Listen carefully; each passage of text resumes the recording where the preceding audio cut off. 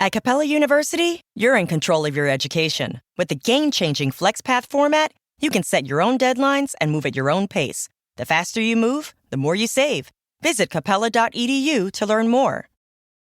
OMG, your BFF's birthday is here and you don't know what to get her? No worries. 1-800-Flowers.com has you covered. 1-800-Flowers is the ultimate birthday gifting destination. For those who know, it's not about giving a gift. It's about giving the gift. Make every birthday brighter with exclusive offers and great values on gorgeous bouquets and arrangements. To order today, visit 1-800-Flowers.com/tune-in. That's 1-800-Flowers.com/tune-in. Yo fam, what's good, what's poppin'? Yo fam, what's good, what's poppin'? 0800, yo fam, whatever in it. Yo fam, what's good, what's poppin'? Yo fam, what's good, what's poppin'? 0800, yo fam, whatever in it. 0800, yo fam, what's good, what's poppin'? It's a mad thing. You know what? I went from not recording a podcast for all of 2.5 months because of all of the fuckery to really and truly jumping back in. I feel like I've got more of a sense of freedom with the way I'm going to approach it this time. I feel like my podcast is really kind of functioning in phases. And when I say phases, I mean like I'll be doing it, run off on a runaway train, and then I'll kick back and be like, alright, so what am I going to do here? What direction am I going in? You know, and I've had one of those moments of clarity. I think the last episode, I survived C19. It was something I wrote on the 11th of January. I delivered it in a more of a spoken wordy style because I was just flowing. And I feel like that's probably my most honest episode to date. Like, I don't think I've ever been that open. You know what I'm saying? Like, I went into some stuff, man. I was talking about all of my hopes, you know, the unresolved issues internally. And I guess I say that to say this, like, you know, this podcast isn't just jumping on a mic and like just ranting up the place. This is actually real shit. It's poetry in motion. Like, from week to week, man is really going through stuff. You know what I'm saying? And today is no different. I've been watching the series Small Axe. I remember my brother telling me about it months ago. You know, Steve McQueen directed, the same guy who directed 12 Years a Slave. It features John Boyega. It features the gentleman from Blue Story. I forgot his name, I'm so sorry. He's from Peckham as well as John Boyega. It features a whole host of actors and actresses, very talented, and it tells the story. It almost tells the story of, I feel like it tells the story of my parents' generation. You know, my grandparents' generation, how they came over from Jamaica. You know, some came over via an invitation to rebuild Britain after the World War II, and they was met with nothing but hostility. Even though they wanted to work in a public sector, all of that stuff, they were met with nothing but hostility. Mad timing is, I was doing something for a D&I initiative, you know, and it was to do with kind of black culture, black history and stuff like that. And I feel like the first episode of Small Axe, I watched that on the day that I had the D&I presentations and whatnot. And I think I was inspired to do it because of the content that one of my colleagues had prepared, that I helped her to bring it to life during presentations and stuff like. And I really wanted to watch Small Axe because I was like, I need to just, you know, watch it, as everyone had watched it months previous. And I found that it frustrated me. Anytime I watch archive footage, which I think is important to watch, archive footage from the 70s, the 80s, the 90s, and even way before that, it's important to watch that so you know that in the grander scheme of history, things like institutional racism itself, prejudice and stuff like that, this is nothing new for us. This is something that's always a subject. You know what I'm saying? Whether it be going against the National Front in the 60s and 70s or even the 50s. Like, and my colleague raised a very important point. Shout out to Haley. She raised a very important point that everything we have as black people is birthed out of trauma. Like, everything in the Western kind of societies that we live in has been birthed out of trauma, birthed out of being underrepresented and stuff like that. And I remember writing a tweet a week before the day happened, and I wish I could find it, but I'll paraphrase it now. And it went something like, you know, for all of us that are reluctantly doing a lot of this D&I work within our workspaces, within society, right? It's no longer opt out, and it is no longer kind of stepping up and doing it. It's almost as though if we don't do that work, we just end up getting madder and madder.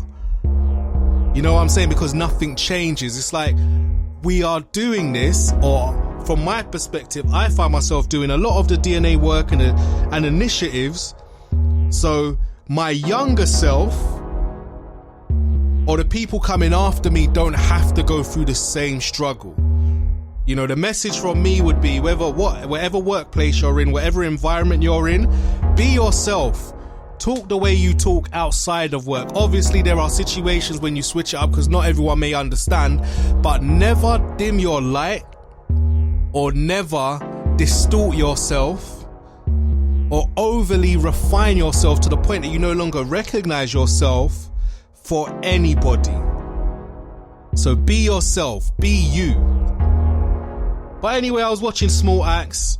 You know, I've watched 2 episodes. I've watched the 3 actually. I watched the first one about the Mangrove 9.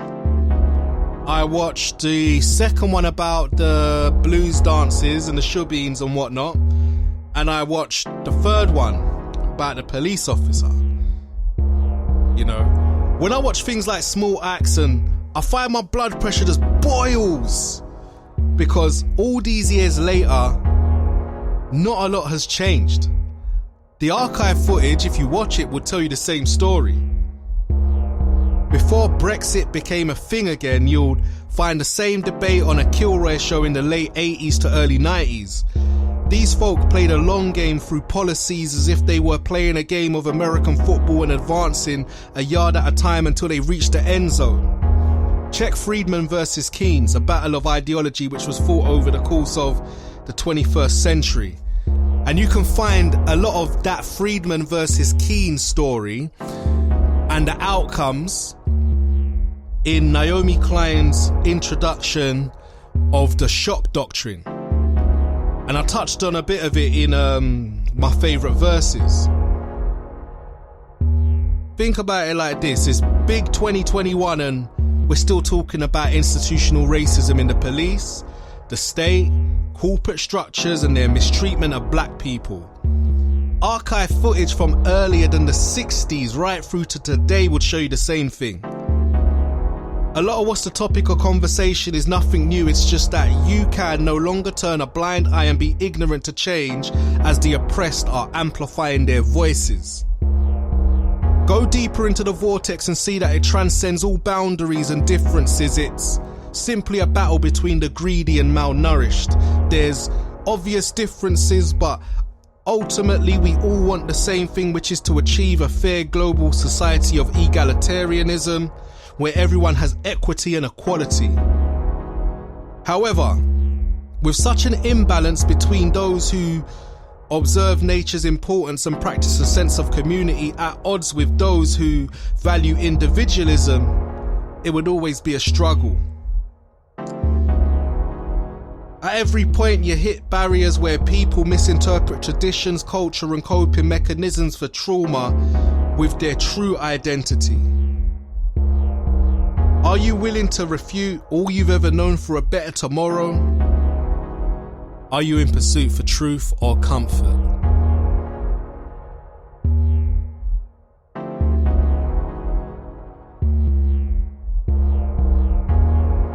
Interestingly, there's a verse, I can't remember if it's in the Quran or the Bible, although they It's in one of the beginning chapters, right, of both. And it says something along the lines of, and it touches on culture, it touches on traditions.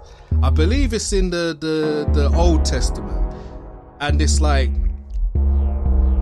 they're talking about culture being separate from the way that was given to Abraham from the Almighty, right? And when they're quizzed on it, man are saying we were following the traditions of our fathers and our fathers' fathers.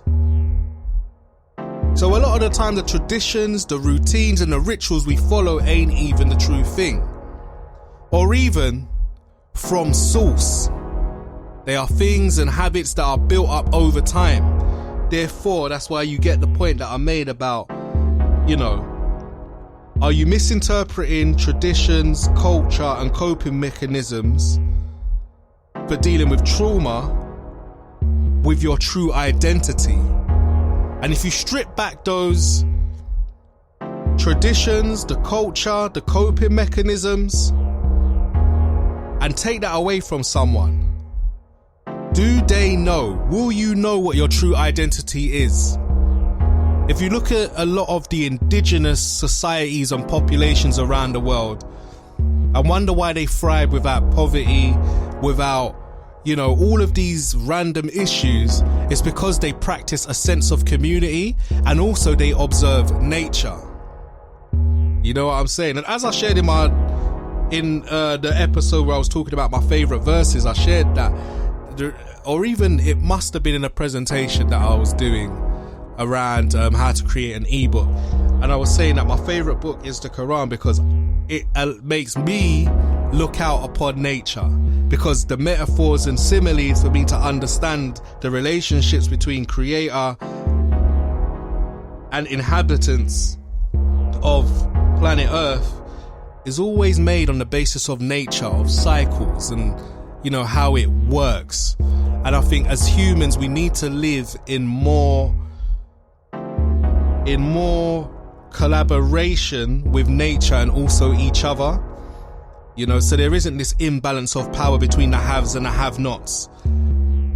And on that note, like, I gotta say R.I.P. to Bunny Wailer, 1/3 of the Wailers. That's the final Wailer that has passed. Yeah, and one thing that I rate about the Wailers as a group, yeah, is that, yeah, fair enough, they were teaching like black liberation, stand up in the face of your oppressor and injustice, and, you know, knock down a door, use a small axe to chop the tree, and eventually it will drop. But I think underpinning their message, especially through the music of Bob Marley going forward, is it was someone who transcended the barrier of differences. Someone who basically said, we need to address greed. We need to address our individualism and think about the we instead of the I or the me. You know? And if you look at where the world has been going ideologically, right, it's not, you know, the Western world versus Islam or whatever, or a new crusade and stuff like that. You could almost look at it as an individual ideology versus the Ummah, and the Ummah remains a community. So let's get back to community. How can we be our best selves to ensure that we power the ideology of we? Because no man is an island. We all need each other, playing our positions in whatever position we play within society for society to function. It's just that there are a concentrated small few that have that power, and they govern us by a series of highlighting the differences. And it's not even celebrating our differences, but using our differences to separate us. That's why it's important. to reflect on the line I said regarding, are you willing to refute all you've ever known for a better tomorrow? Yeah? And are you in pursuit of truth or comfort? The reason why these two questions are important, because if we're talking about the D&I conversation around the injustice that black people have faced and continue to face to this very day, and those of ethnic minorities continue to face, are you, as someone who may not be a part of those communities per se, willing to come face to face with your traditions and culture and all you've ever known and refute those? Because it's a journey, yeah? When you start looking at how to be an ally, how can you support, you have to unlearn what you've known, because what you've known is like being inside a bubble and mollycoddled for years. No one's telling you the true legacy of your empire's history, what your people have done around the world, what your people have done within societies, how your people have continued to turn a blind eye, how you have continued to stay ignorant rather than challenge what you've been spoon-fed and have known. You know what I'm saying? So the purpose of this episode, I was meant to just share my reflection on Small Acts, the series, as I'm kind of halfway through it at the moment, but you know, I felt it important to kind of break it down because I really want you to think. And feel free, if you know me personally, if you don't, holler at me at Where It's KO, you know, at 0800 Yo Fam.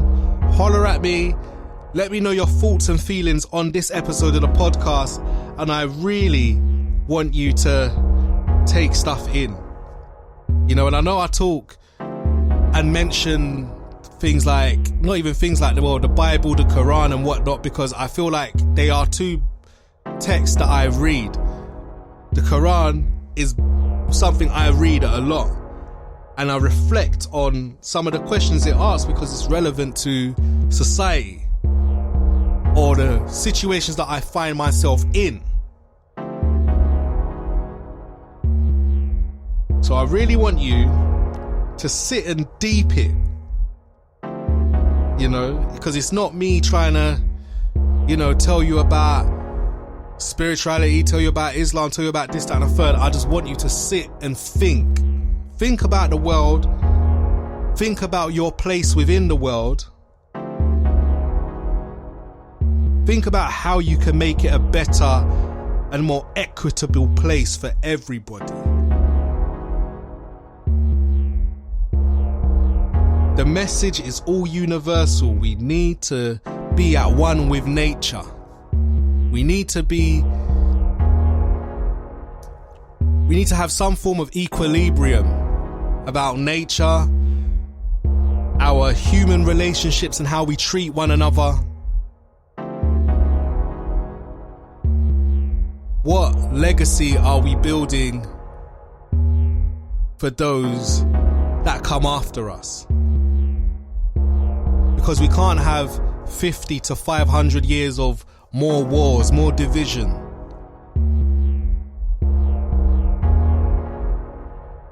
You know what I'm saying? I'm out. Peace. Yo fam, what's good, what's poppin'? Yo fam, what's good, what's poppin'? 0800 yo fam, whatever in it. Yo fam, what's good, what's poppin'? Yo fam, what's good, what's poppin'? 0800 yo fam, whatever in it. Holler at me for the podcast. It's the coldest podcast. I said holler at me for the podcast. Mondays and Thursdays, I said holler at me on the podcast. It's the Wavy Podcast. It's like holler at me on the podcast. Subscribe. At Capella University, education is as smart as the world around us. With the FlexPath format, you can take classes at your own pace, set your own deadlines, and even leverage your previous experience to move faster. Now that's smart. Learn more at capella.edu. The moment you realized you were mistaking your kids for coworkers. Okay, team, I'm taking my 15 now. Taking 15 what? Was the moment you knew it was time to get back to work. Let's job it up. At CareerBuilder, our simple, customizable search tool lets you search for part-time, full-time, and even work-from-home jobs, so you can find a job that fits your lifestyle. Get started now at CareerBuilder.com.